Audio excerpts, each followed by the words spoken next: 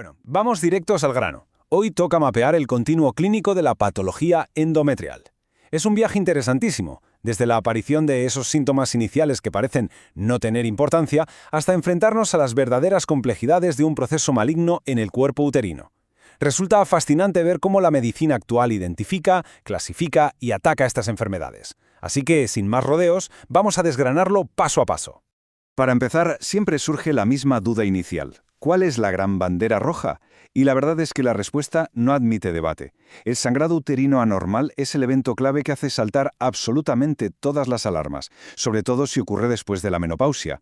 Cuando nos encontramos ante un patrón de sangrado fuera de lo común, investigarlo no es una opción, es completamente obligatorio. Vale, para no perdernos, esta es la agenda de hoy. Primero, sangrado y patología endometrial. Segundo, las herramientas de estudio diagnóstico. Pasaremos a la hiperplasia como lesión precursora, luego el carcinoma endometrial y sus dos tipos, los sarcomas uterinos y por último el pronóstico en la clasificación molecular. Empezamos con el punto 1, sangrado y patología endometrial. Es súper curioso ver la enorme variedad de causas que hay aquí. Porque, a ver, un sangrado anormal no es automáticamente un diagnóstico de cáncer, ni mucho menos. Puede darse por simples desajustes hormonales, por inflamaciones crónicas, por tumores benignos muy comunes como los pólipos o incluso como secuela de una intervención previa. Pero la clave de todo esto es que esa metrorragia, ese sangrado irregular, nos obliga sí o sí a hacer una evaluación a fondo para descartar el peor de los escenarios, que serían las lesiones precursoras y el cáncer. Pasamos al bloque 2, herramientas de estudio diagnóstico. En medicina seguimos siempre una progresión muy lógica. El paso 1 es la especuloscopía, que es básica para confirmar visualmente que la sangre viene de dentro de la cavidad endometrial y no de una herida en la vagina, por ejemplo. Confirmado esto, el paso 2 es la ecografía transvaginal, una maravilla técnica para medir cuánto mide el endometrio de grosor y ver si hay algo raro. Pero claro, la ecografía no da el veredicto definitivo. Ahí es donde entra el paso 3, la prueba reina, la biopsia endometrial. Es la única manera real de conseguir células para analizarlas de verdad. Y justo para esta biopsia se suele usar un instrumento llamado cureta de Novak. Lo bueno de esto es que, muchísimas veces, es un procedimiento rápido que se hace de forma ambulatoria. Es increíble cómo con un tubo tan sencillo y fino logramos raspar y extraer la muestra exacta de tejido que necesitamos de las paredes internas del útero. Literalmente, este pequeño procedimiento es la frontera entre la sospecha y la certeza. Es lo que permite confirmar o descartar por completo cualquier lesión maligna. Vamos con el apartado 3. Hiperplasia, la lesión precursora.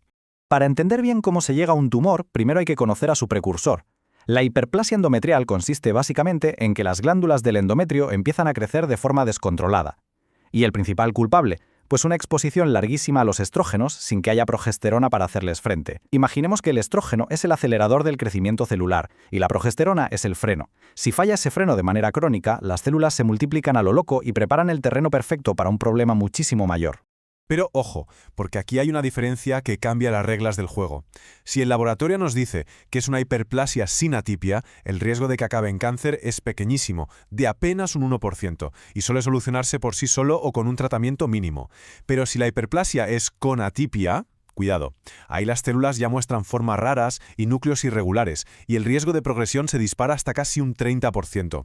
Es justo en este punto donde la estrategia cambia radicalmente y hay que actuar de forma mucho más proactiva, a veces con dosis altas de hormonas o planteando directamente una esterectomía. Punto número 4. Carcinoma endometrial y sus dos tipos. Antes de hablar de las clases de carcinoma, tenemos que fijarnos en este dato porque es espectacular. Resulta que por cada 5 puntos que sube el índice de masa corporal, el riesgo de padecer cáncer endometrial aumenta un 50%. Es una auténtica barbaridad. Y la ciencia detrás de esto es interesantísima. La grasa corporal no es tejido inerte. Los adipocitos actúan como fábricas que convierten activamente otras hormonas en estrógeno. Así que, a mayor obesidad, mayor es el bombardeo constante de estrógenos alimentando sin descanso al endometrio. Tradicionalmente dividimos este carcinoma en dos grandes vías. El tipo 1 se lleva casi el 85% de los casos. Es el que está súper vinculado a ese exceso de estrógenos del que hablábamos. Suele aparecer en etapas más tempranas y por suerte tiene un pronóstico general bastante favorable. Por otro lado, el tipo 2 es completamente distinto. No necesita estrógenos para aparecer y suele darse en pacientes de mayor edad. Además, tiene una histología mucho más rebelde, como las células claras, y resulta ser francamente agresivo, con una altísima tasa de recaídas. Para entender por qué puede llegar a ser tan agresivo, hay que mirar cómo funciona la red linfática del útero. El carcinoma endometrial no usa una sola ruta de escape, tiene una vía doble. Puede propagarse a través de los ganglios de la pelvis, que sería el camino habitual, pero también puede saltarse ese paso y subir directamente hacia los ganglios aórticos. Esta enorme complejidad anatómica es la que hace que la cirugía sea todo un reto y que la evaluación de los ganglios sea un paso absolutamente crítico. Toda esta información sobre cómo crece y por dónde se propaga se resume muy bien en el sistema de estadificación FIGO. El estadio I nos indica que la enfermedad no ha salido del cuerpo del útero, está ahí confinada. En el estadio 2 ya vemos que afecta al cuello uterino. El estadio 3 nos dice que ya se ha escapado a la zona regional, a los anexos o a los ganglios linfáticos. Y el temido estadio 4 significa que ha llegado a invadir órganos vejinos como la vejiga o que hay metástasis a distancia. Básicamente, cuánto ha profundizado el tumor en la pared del músculo es lo que va a dictar el pronóstico de supervivencia.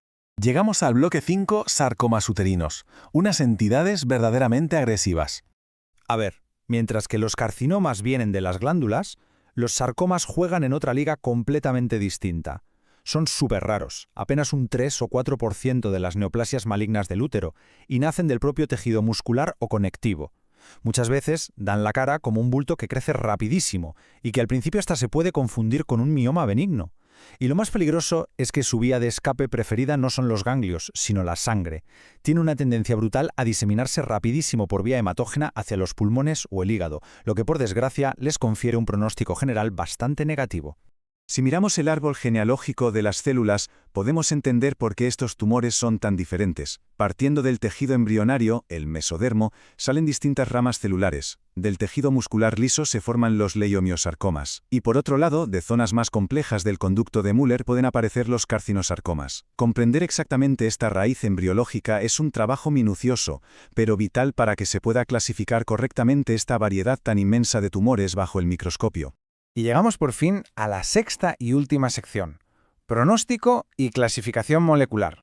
Resulta que esa histórica división clásica entre tipo 1 y tipo 2 de la que hablábamos antes, pues se está quedando anticuada. Hoy en día, gracias a macroproyectos como el Atlas del Genoma del Cáncer, hemos conseguido mapear el código genético completo de estos tumores. Y esto es un cambio de paradigma absoluto. Ahora la ciencia está reclasificando a estas enfermedades fijándose puramente en sus mutaciones. Ya no nos importa tanto qué forma tiene la célula bajo la lente, sino qué código genético es el que manda sobre ella. Básicamente, la esencia de la oncología moderna radica en esto. Ver la arquitectura del tejido nos cuenta qué ha pasado, pero leer la firma molecular nos revela qué va a pasar. Imaginemos a dos pacientes que bajo el microscopio parecen tener exactamente el mismo tumor, pero que genéticamente presentan un riesgo de recaída completamente diferente. Esta precisión a nivel molecular es la piedra angular para desarrollar tratamientos hechos completamente a medida, logrando maximizar la supervivencia y evitando efectos secundarios innecesarios. Entonces, viendo cómo este mapeo molecular le está dando la vuelta a todo lo que sabíamos, la gran pregunta que queda sobre la mesa es: ¿hasta qué punto va a dictar la genética el futuro absoluto de la oncología ginecológica?